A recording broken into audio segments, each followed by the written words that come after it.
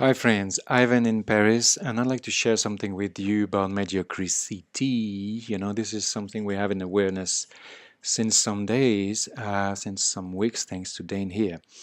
And I'm watching TV just right now, and this is something that happens every like 6 months, maybe just for a while. And it reminds me a tool that I've been using for myself in the subway in Paris.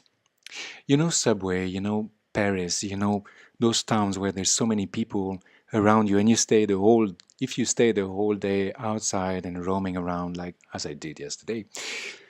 And at one point you kind of totally be your body and you kind of become totally exhausted by that. It can happen. Well, it happens to me sometimes. And I just Actually, no, that's not true. Truth is that I was with someone, and this person told me, I am totally exhausted, and I want to go back to my room. I don't want to see anymore all those people. I can't hear them anymore. It's too much noise, too much people. All this reality is on me, and I'm really feeling completely. And okay, so I told her, okay, look, what if you choose exactly the opposite of what you are drawn to, pushed to, pulled to by this reality? Meaning, um, separating from it, wanting to be just by your own, and not wanting to see or hear anyone else. What if you choose just the opposite of that? Not physically, not going to talk to them, but in your consciousness. What if you choose to be conscious of all those realities around you, all those people around you?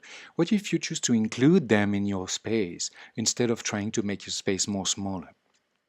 Just choose the total opposite of what you are drawn to, pushed to, manipulated to by this reality, as the television does.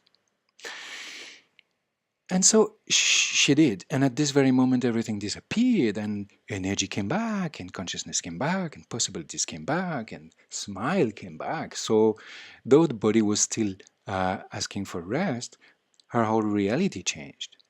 So that's what I do when I am in those moments. I choose the opposite of what I'm supposed to choose.